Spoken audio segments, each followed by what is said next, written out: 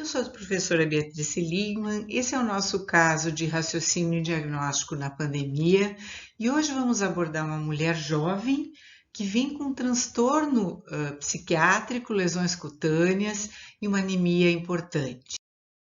A é uma bióloga de 34 anos trazida para avaliar um transtorno delirante associado à perda de peso. Ela está terminando seu doutorado, sempre foi uma pessoa extremamente produtiva e de alguns meses para cá todos notam que ela parece estar se sentindo mais perseguida. Tem a sensação de que há uma conspiração entre seus colegas, sua família. Não há registros prévios de alterações psiquiátricas. De início, os familiares acharam que isso tinha a ver com o estresse do próprio doutorado, uma pessoa sempre competente, comprometida na vida acadêmica, mas é nítido que ela está mais instável de alguns meses para cá.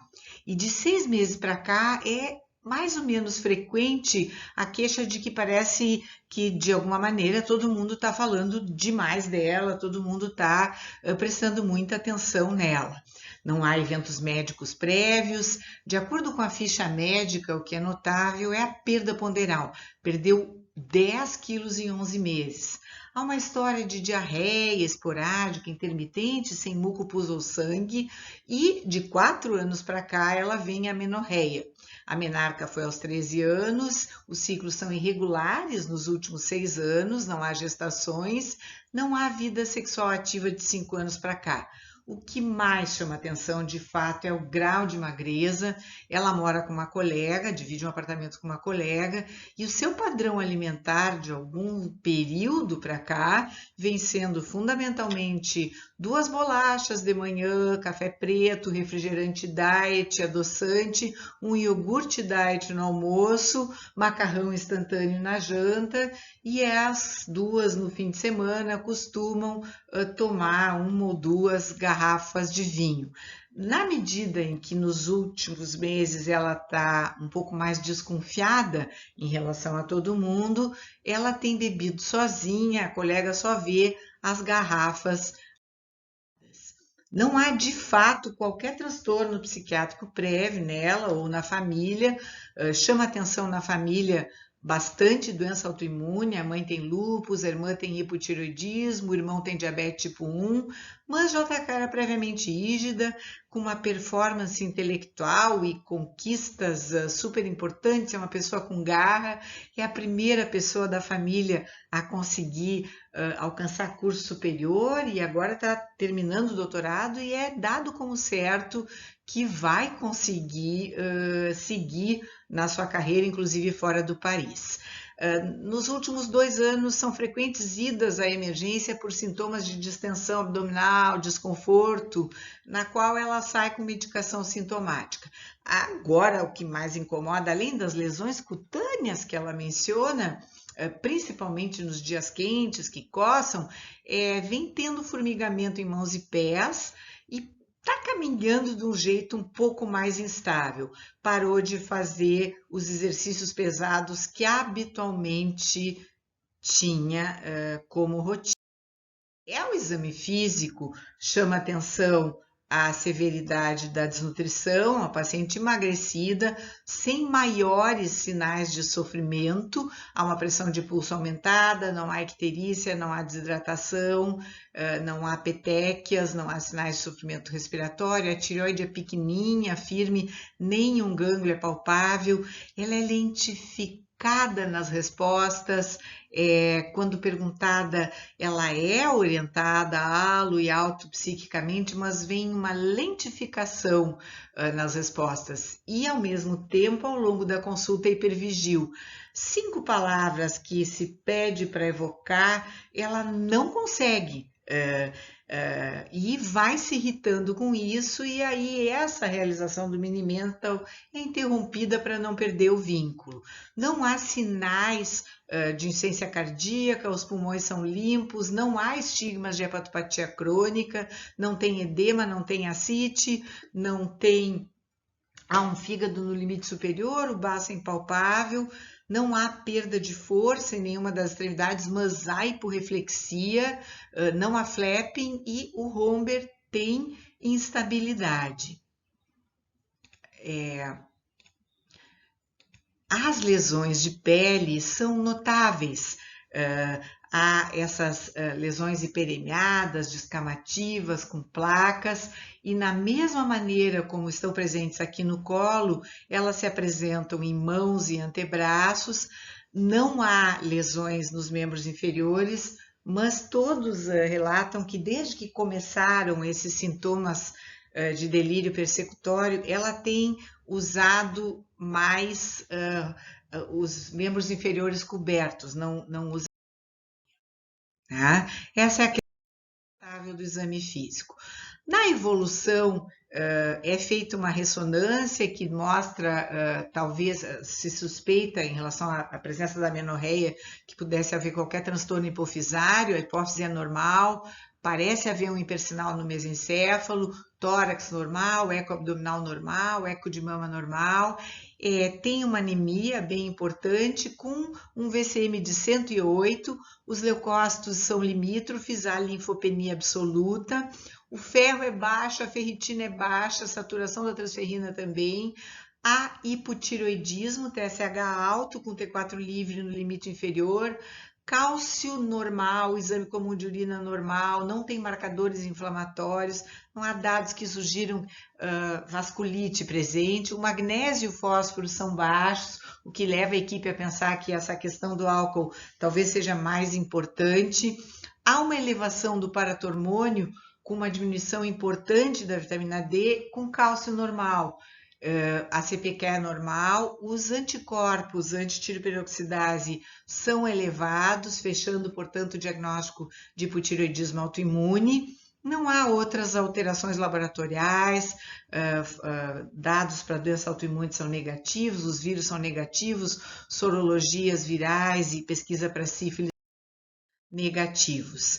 O diagnóstico presuntivo parecia tão evidente de uma mulher jovem com transtorno alimentar que vem com alterações psiquiátricas. A ideia inicial foi encaminhar para atendimento ambulatorial multidisciplinar, recebeu um antipsicótico, iniciou a reposição de levotiroxina e, em relação à anemia mista, havia tanto deficiência de B12 quanto de ferro. Quando os alunos vão elaborar a lista de problemas, fica muito claro desnutrição, distúrbio alimentar presente inequivocamente, um quadro neuropsiquiátrico com ideias delirantes, lentificação, perda da memória recente, parestesias e hiporreflexia sem asterixes, lesões de pele que são bem chamativas, sobretudo em torno da região cervical e mãos e antebraços, não estão presentes nos membros inferiores. A linfopenia, pensaram que poderia ser por HIV, pensaram em lúpus, alguém comentou que isso poderia ser simplesmente pela severidade da desnutrição, sinalizando diminuição da imunidade celular. Essa queixa de diarreia pós-prandial com distensão epigástrica, que parece uma diarreia mais secretória, e uma anemia que é mista. Embora, assim, inequivocamente haja deficiência de ferro, o VCM é alto e a B12 é muito baixa. Acharam que essa pressão de pulso aumentada está compatível com a severidade da anemia. E fica essa questão, paratormônio alto, com cálcio normal, vitamina D baixa, seriam marcadores de osteomalácia. Ela tem função renal normal, o exame comum de urina é normal, está mais sinalizando que o aumento do paratormônio seja pela deficiência da vitamina D, o que não deixa de ser uma surpresa, já que a alimentação dela, de fato, é extremamente pobre. Né? O álcool parece ser talvez a questão principal dessa paciente e o distúrbio alimentar parece estar fortemente associado a isso, e a história familiar de doença autoimune. É feito então um intervalo para ver que a partir dessa lista de problemas que lida com anorexia, desnutrição, caquexia, menorreia e uma anemia mista, eles pensaram que o álcool ligado às lesões de pele em áreas expostas obrigaria a pensar em deficiência de tiamina e em pelagra, as duas coisas presentes. A lesão de pele seria uma manifestação de pelagra e as alterações neuropsiquiátricas poderiam ser por deficiência de tiamina. Além disso, um deles revisou a história e viu que na chegada, como ela vinha mais sonolenta, se suspeitou de que houvesse hipoglicemia, uma paciente muito desnutrida, e ela recebeu glicose hipertônica sem repor tiamina, o que pode ter sido um gatilho para uma síndrome de Wernicke-Korsakoff. Anemia com deficiência de ferro e B12, pensaram anticorpos anticélulas parietais, nesse contexto de doença autoimune, alguém com hipotireoidismo autoimune, acharam que a deficiência de ferro está presente, mas que o VCM podia ser alto por causa do hipotireoidismo também, não só pela deficiência da B12, que essa diarreia e sintomas digestivos poderia sugerir doença celíaca, ainda mais em alguém com tanta alteração autoimune na família, e os outros achados também entrariam nessas hipóteses. Um dos alunos pensou que lúpus não poderia ser descartado, mas os demais disseram, mas não há dor articular, não há alterações orais, nasais, né? Assim, critérios maiores, foi, mas alterações psiquiátricas, mas a psicose lúpica, ela vem no contexto de uma vasculite, de muita alteração inflamatória que essa paciente não parecia ter, né?